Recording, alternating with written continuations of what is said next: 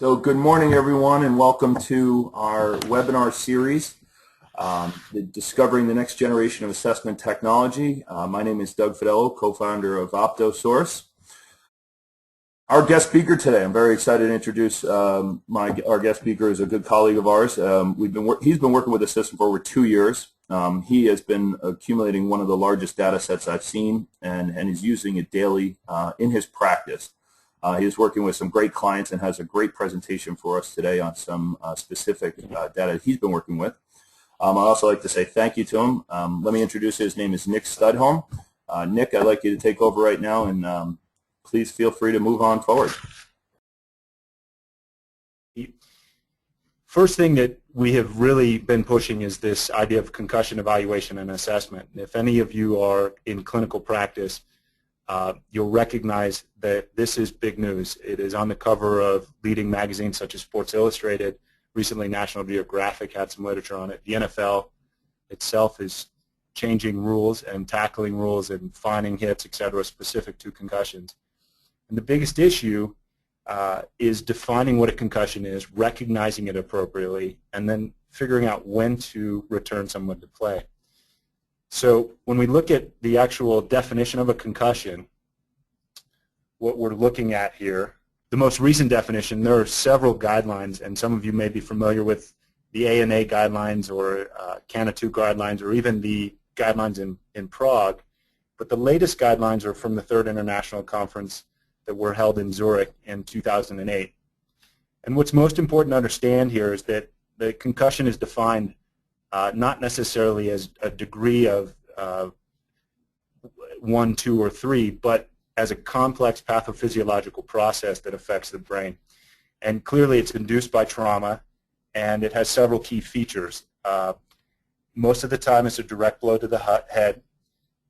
It typically will result in some form of neurologic impairment, although most people with concussions will not lose consciousness. And these clinical changes that are due to the neuropathological changes many times will persist well past the structural damage that's occurred when you had an injury. The other piece of a concussion that's really important to understand is that there isn't really an appropriate way to image for a concussion. And so recognition of a concussion is crucial, and anymore pretty much the thought is when in doubt, sit them out. However, the bigger concern might be if you've recognized it, or if there's been a traumatic head injury and you're erring on the side of the caution and keeping a player out, is how do we determine when to return somebody to play? When are the appropriate guidelines, and can we potentially be more objective about that? And the risk there, and we see this in several states, recently in Colorado where I practice, they just passed a law actually this summer, and it was due to a high school student who received a mild concussion that was not properly managed, and he played the following Friday to a second concussion and ultimately, unfortunately, died. So had we potentially been able to determine when to return him to play, we would be in a much better position. So some of you may be familiar with something called a SCAT-2. It's a questionnaire. It's a wonderful tool. I recommend all of you use it as a pre-assessment if possible, but it has also a post-assessment. It stands for Standardized Concussion Assessment. And then the impact testing, which is popularized by the NFL, and it's neurocognitive testing. And both of these have some form of, or mostly neurocognitive testing. They don't do much for the movement patterns that may be disrupted and may be a sign of early brain trauma that we want to mark and appropriately watch that might allow us to keep somebody out. So some of the ideas that currently are cropping up relative to protecting from an objective standpoint, but not a neurocognitive, but actually functional movement patterns, are something called obstructive gait walking. And there's an interesting study out for any of you that are interested. I'd be happy to forward it, looking at multitasking while walking as well as obstructive gait walking. And what they found in that study was that for the first 6 days, the multitasking while walking was more indicative of a concussion. And after 14 days, the obstructive gait walking was more indicative. So again, knowing when to apply those. Now, what the OptiGate may allow us to do, and currently at West Point, UC Davis, I think University of Missouri, I know the Chiropractic College, Logan, with Landy Nelson, they are all working currently on, can we define and measure using the OptiGate and the optical technology it provides and the data we get, can we actually have meaningful outcome markers that will be real time to measure these obstructive gait walking and see if we want to return a player to competition. So I listed a couple tasks that we can do, these march-in-place gait analysis. If we move to the next slide, is that the return to play guidelines currently that exist from the Zurich conference in 2008, you can all read, but what you see is there are a series of from no activity to mimicking the activity. And so one of the thought processes we have here at OptoSource is that there's no reason we couldn't use some of our tests. So for example, if we're able to get a hold of our athletes ahead of time, we can do marching in place, and that can mimic virtually no activity and have a baseline march in place. With light aerobic activity, we can place the single meter system on a treadmill and quickly measure gait, and as you can see, walking, swimming, stationary bike, etc. At each of these stages, so then we can start running drills, which we can do very easily in a single meter system. And if we have a multi-meter system, we can start to now do cutting drills, etc. And then move to mimicking the exact sport like whether it's soccer or basketball or football, whether it's jumping, etc. We can measure all of those things. So we're spurring people to ideally think of, can you take a pre-status measurement of all of your athletes from a very gentle movement pattern like a marching in place to a very dynamic pattern like a single leg jump squat, and quantify pre-injury status such that when you're using the Zurich guidelines in return to play, that you might potentially be able to have objective data, not the subjective, oh, they look better or they feel better. So again, that's just a thought process. It's currently being hopefully worked out over time with, as I mentioned, some of the other colleges that are doing studies. Regardless, I know in my office and the teams I work with, we always collect, we'll talk about 4 pillars in a moment, but we run them through a 4 pillars preseason approach so that we have preseason data relative to potential head injuries. So that's a little bit about concussions, and hopefully if there are any specific questions, we can get into more depth there. Again, what I want to be clear about is we don't know yet. The beauty of the OptiGate is it's a real-time, immediate feedback tool that allows us to track something. And that's something we're still trying to determine what it is, and can we determine it. But nonetheless, it's very exciting because it allows us to potentially be on the sidelines and know immediately whether somebody has suffered a head injury. So that said, I wanted to talk a little bit about some of the other uses we can use the OptiGate OptiJump technology for.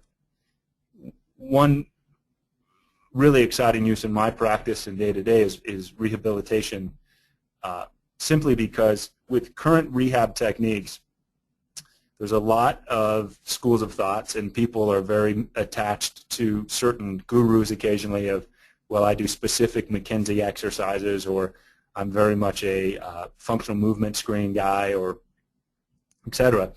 And I think that's great. The problem with a lot of this is it's a subjective approach most of the time, where we're asking if somebody feels better, we're visually watching. Again, range of motion can be objective, but most people look at it, say, that feels better, it looks better. And one of the bigger concerns is very few of us have pre-injury data on our patients.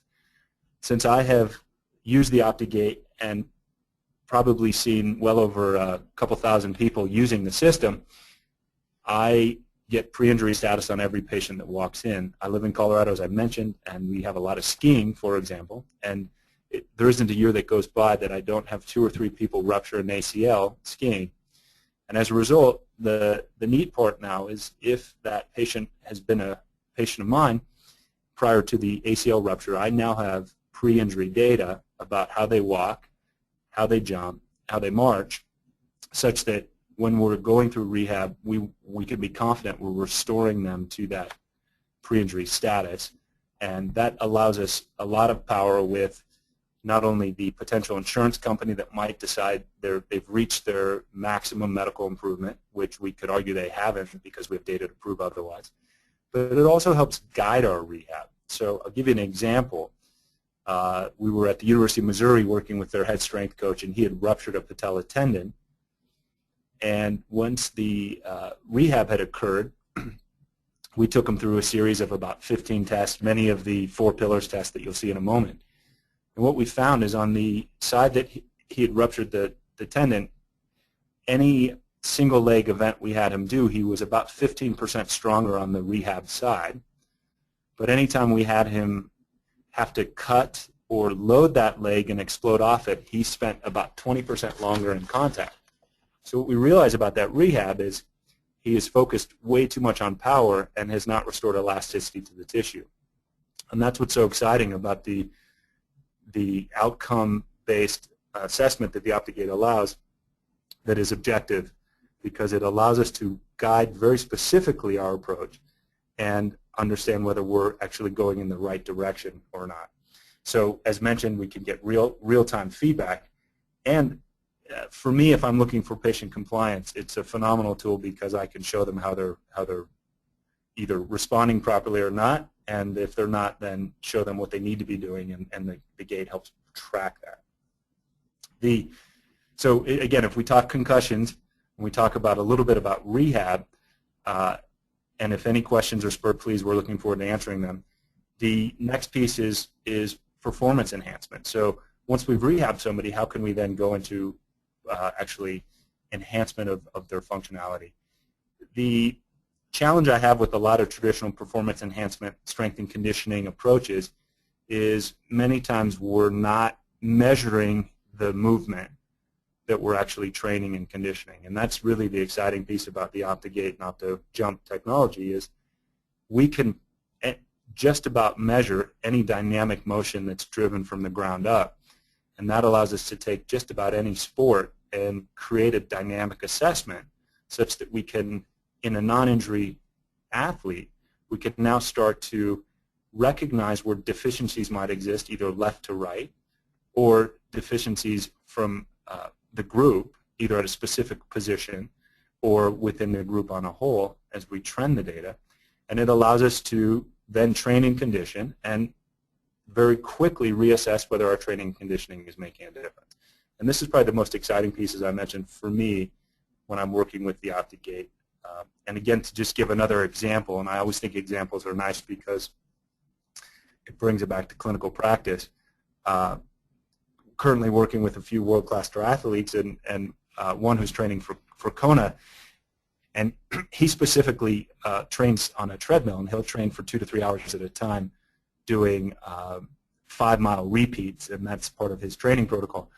We will set a gate up on the treadmill, and we're able to collect data every few minutes, and that's just what we've decided to do over the course of a 2-3 hour training session, and look at where the fatigue sets in and what parameters of fatigue are the first to go, which allow us to then use other strength and conditioning measures to affect that appropriately. And to this point, not only do most practitioners not have the ability to do this, but outside of sports performance lab, where we've maybe spent $100,000 to $200,000 creating the lab, for a very inexpensive price, you can have this in your office, and that's what's so exciting for me. So as you can see, there's a variety of assessments, and we can break them down into balance, power, rhythm, and speed, which is the 4-pillar approach. So again, we've talked a little bit about concussions, a little bit about rehab, and performance and data feedback. So what we'd like to move on to the next slide here, and wanted to just look at some performance data. Now, for some of you who are data geeks, this is really fun to look at. For those of you who don't look at data often, I don't want you to get overwhelmed. The nice part about the system is it does have video assessment that goes with these jumps, so you can watch the jump, and we can look at individual data pieces in isolation. What Doug has done so nicely here is he's basically created a graph of a left jump and a right jump. The left jump is on the top, and the right jump is on the bottom. And it's a single leg jump. There are 5 jumps. And the client is instructed to jump as high as he can, as fast as he can on a single leg. This is data from a world-class soccer player in Italy, and he was having difficulty exploding off of his right leg. And what you can see here is that if you look at the left data, which is the top data, and we'll first just look at the power. So if we scroll down and look at that initial jump, his initial power was 29.09. His next jump, and this was 5 in consecutive, 30.27, 35.4, 30.22. So for a total average power of just over 30.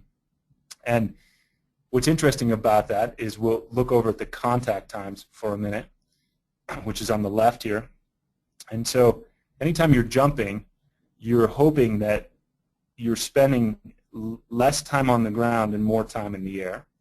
And so again, if we look at his average contact time on the left foot, we're looking at 0.353 seconds. So he's creating a fair amount of power for spending very little time on the ground. Now if we look at the right leg, what you see is his right leg jump, he has a 28 as his initial jump, and then 30 is the next, but the power quickly drops on his right foot down to 25.97. Thank you, Doug. And so his average power on the right is 28.17. So if you look at the difference there, you know, we're talking 6 to 8% difference in power. Interestingly, though, if you look at his average contact times, he's spending a little more time on the ground to create less power. So here's an example where visually we may not know why he's less explosive off of his right, but what we can see here is we can now have quantitative data that shows that he's less explosive off the right, and now we can intervene. So the question becomes, what do we do, and then how do we remeasure? Now the neat part is, of course, we'll just remeasure these jumps. But what you do is the value added that you as the clinician add. Now we could share ideas, and we unfortunately don't have a post to show you what was done post-treatment here, but nonetheless, giving you an example of how you're taking a healthy individual, in fact, healthy world-class athlete with no injury, who's just slightly noticing a difference, and how 6 to 8% difference on power may make a world of difference in whether he's a world-class soccer player or not. So, again, a really neat example of something we probably can't see or measure well in our office or our eyes, but we can measure very quickly with the gait. So, and this gets to the fact that the beauty of the OptiGate is that or OptiJump is we can objectively create data. So it's no longer a guessing game. It's no longer a game of who's right or wrong. So if we look at one of the tests that I run on everybody, every new patient that comes into my office, I get gait data on that patient unless they can't walk. When a patient can't walk or they shuffle, then I will do a march in place. But every new patient gets gait data. And my theory is that everybody, well, most people walk. And so if we can enhance how people walk, then walking actually becomes a really nice homework program for patient compliance. And the nice part about that is I don't have to reinforce walking. They walk everywhere. So here's an interesting gait that came into the office recently, and I just wanted to put one up that showed some unusual gait. This person, we're looking at step length here. We're looking at left to right differences, and then the percent difference of the two. And when I look at a gait report, I'm just quickly scrolling the percent differences initially. I'm not paying attention necessarily to the time or distance. The construct that that Microgate chose when they developed the software is that a negative number, so negative 5.9, implies that the right leg is longer relative. So in this case, you can look at the value of 2 feet 2 inches relative to 2 feet 1 inch, and you realize that that's 5.9% longer on the right. When the left is longer, it's a positive number, and that's just an assumption. No, you don't have to memorize that. You can just simply look at the real values and recognize it. In this case, you can see that this patient has almost a 6% longer step on the right. So that's not a stride, it's a step. So they're taking a right step that's 6% longer. For me, clinically, anything over about 3 or 4% is when I start to intervene and see that it makes a nice change and seems to be symptomatic related to whatever they're coming in with. You can see the swing phase is long on the right, and they're in single support, longer on the left. And we can see that the double support phases of load response and pre-swing aren't as asymmetrical as the single support time of stance and step length. So clinically, when I see this data, because of the question I get asked all the time is, what do you do with it? And my first response to anybody who's in practice is, do what you always do and check it to see if it's helpful. You might surprise yourself that about 80% of the time you're making really nice clinical changes, but you've just never had a tool to measure it. Once you do what you always do and it doesn't work, now we can start to think through it biomechanically. So if we take a simple thought process here of a step length being long on the right by 5.9%, sometimes it's easier for me in my mind to reverse it and say it's a short left step. So I look at tissues that would limit a left leg from swinging as long. So if we go very basic, we might think that you could have a very tight right calf and you heel off early. You might have limited right hip extension, so you can't appropriately lengthen your hamstring, or you might have a very tight left hamstring. And then I can quickly assess those, treat them appropriately, and re-walk you. The other thing is, for those of you that might build orthotics or want to check shoes, is it may be that this is a barefoot walk, that if I put this patient in shoes, that the shoes actually balance the step measurements. And if that is the case, then we know that the shoes are really nice intervention. So again, we can talk, and if there are any specific questions, when we field questions, we can talk about how to intervene. But the idea here is this takes me about 30 seconds, and it's a wonderful part of my new patient visit. And again, if I have data prior to an injury, because you never know when an injury will occur, I can always reference that data as a point to which I need to restore their function. And I've had now 2 cases that have been personal injury cases where we've been able to show that the patient has not returned to pre-injury status, and it's been very helpful not only clinically to get them paid, but also in their lawsuit. So just wanted to share that. But the beauty of it is the speed. As Doug mentioned, this is not there is not a sampling rate with the Optigate. The Optigate is a real-time assessment that measures as you break the planes of those 100 LEDs he spoke of. So it's not a sampling rate. So you're getting real-time data. So again, that's a really neat piece to what we're doing here. So one of the last things I wanted to just mention, and again, to kind of give an overview, is I know we've talked a lot of from a sports management, performance enhancement, we've talked about concussions. Rehab, I think hopefully we all do a little bit of that in our office, and this is a wonderful tool for that. For me, this is a phenomenal patient compliance tool because patients like to see things, and if you can show them that you are potentially improving their biomechanic picture, even if they still have some degree of pain, now you're taking something that's very objective and showing them that your treatment plan is working. It also allows you to, if, as I've mentioned previously, is if the data isn't changing, then you can rethink your treatment plan. And I haven't met a patient that doesn't appreciate when I'm honest about that. I think we're not making progress, and we need to rethink this.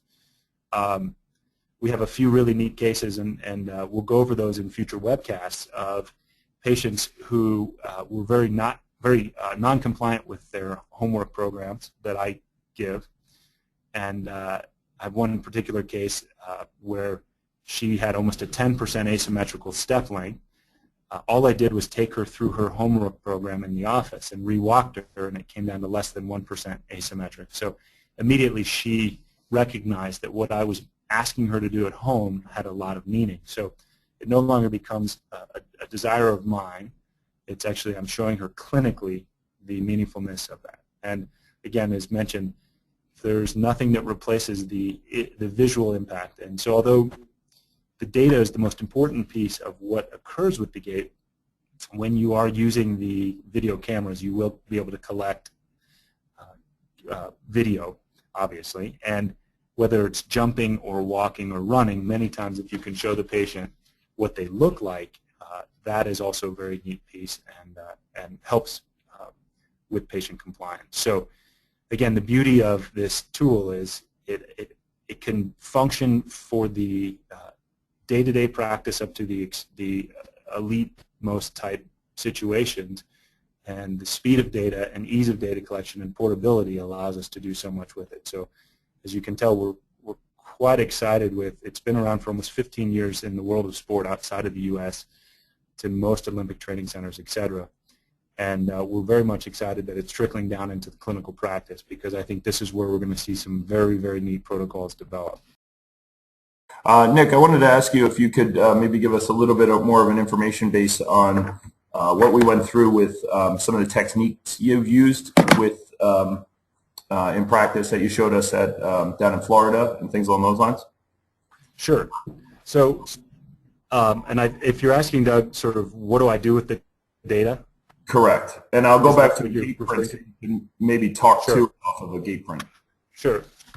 So again, when I look at this graph, I'm considering to myself what happens in each phase of gait biomechanically, and so if I see a long phase, I have to ask myself why. So the first thing I'm thinking of in gait is that there's clearly a back foot and a front foot, and that's an obvious statement, but we have to understand, is it the front foot that's doing the problem, or is it the back foot, or both? So we can look at things like overpronation or excessive calcaneal eversion.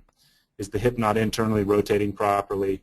Are we not re-inverting the foot, etc.? So what Doug is referring to is, I, based on this, can start to make guesses about why something will be there for a longer period of time, like step length. So what I see commonly in step length is that the person has a hard time re-inverting the calcaneus in the back-legged gait, or re-supinating, due to potentially a very tight calf or foot, or they're having late phase pronation. And so I use a lot of techniques to check that. And so one of the techniques I quickly can use to reassess is either proprioceptive taping, and we're all familiar with Spider Tech or Rock Tape or KT Tape or any of these brands. But in addition, I use leucotaping and SPRT taping to tape arches, to do heel locks, etc., just to understand, if I guide the tissue a little bit, will I see a change? If the gait data changes pretty significantly with tape, and I can show that relatively consistently that it does, now I'm going to drive my treatment strategy at the tissue that most affected the taping. So, for example, if we see a step length issue and a problem re-inverting the calcaneus on the back leg of the right foot here, so I'm taking a short left step, and I tape that foot and or Achilles and don't see much change, but I tape the hip on the right and see a change, then most of my technique is going to be driven at that right hip initially. So I find tape to be a phenomenal tool here. And then when I say technique, it may very well be using some of the tool-assisted massage like Factor, PM, or some of the functional movement patterns either from Gray Cook or Gary Gray. And again, for anybody ultimately that has more specific questions about what I'm seeing and why, I'd be happy to answer them. I'm not always sure the level of biomechanic understanding different people have, so I don't want to get too deep into how I see it until I'm sure of that. Excellent. Thank you, Nick. I think there might be a question coming in here, but if not, I'm just kind of, oops, someone's raising a question here. Hold on one second.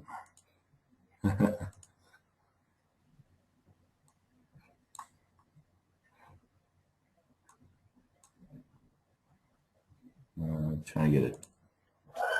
And I want to thank everybody for, this is one of our, on a series here with Dr. Nicholas Studholm here for, we'll be having another one on September 12th between 9 and 10 in the morning Eastern Standard Time. We will be sending out invites for that as well. But I want to thank everybody for that piece of this at the beginning for our initial our webinar with the Opto technology. Where do we see, and Nick, this is getting a question here, is where do we see the resistance and the acceptance of this technology with regards to concussions at this point? Well, I think that's a wonderful question, and although I've worked with the data, I think the resistance is potentially in the economics in the short run. Although the technology is reasonably priced, to have one at every high school, which we would love to do, may still be challenging financially to do something like that. The other piece of the puzzle is just simply that from a resistance standpoint, I think everybody wants to see data first. They want to have studies, and that's a very understandable thing. And so here we are speculating about ways in which you could use the Zurich protocols for return to play, and yet that's just speculation. There's no data to support that if we measured them, we would see pre and post. And I think that was shown in the study that I'd be happy to forward on obstructive gait walking, which they said, well, there's something there, but it tends to go away shortly thereafter. So the question is, will we be able to pick anything up? And I think that's the real resistance. So again, when you're asking someone to financially commit to any piece of hardware, and we're still speculating whether it will prove out or not, you can run into a fair amount of resistance. I think the acceptance is that everybody knows that concussions are a real problem, and they're a big problem for our children, and they're a big problem in high school level sports, and they're ultimately a big problem in pro level. And we're seeing that these NFL players that are having their brains dissected ultimately after they've died. We're seeing these depositions of tau proteins in the brain, which is indicative of or very similar to an Alzheimer's-like situation. So I think there's a wide acceptance that concussions are an issue and head traumas are an issue. And if we can manage them in a smarter way, I think people are excited about that. So I think there's that balance between the technology technology is proven to measure what it measures. We're just not sure if it's a great measure for concussion yet. Nick, thank you very much for your time and all of your insight on this. I'm very excited to have you as one of our first speakers in hopefully a long list and a long time moving forward. And it's been very informative from our side, and I want to thank you for that. Thank you, Doug. And I appreciate all that OptiGate is doing, and want to encourage anybody that if they do have more questions or had a difficulty logging in, that they contact Doug at OptoSource, and I'd be happy to either through email or phone call answer any of those specifically. And I appreciate it, Nick. And we will be holding another one on Monday, as I mentioned, the 12th, between 9 and 10 a.m. And we can get that through our website at optosource.us as well. Nick, again, thank you very much. And everyone, I appreciate it. And we look forward to many more. Thank you. Have a good day.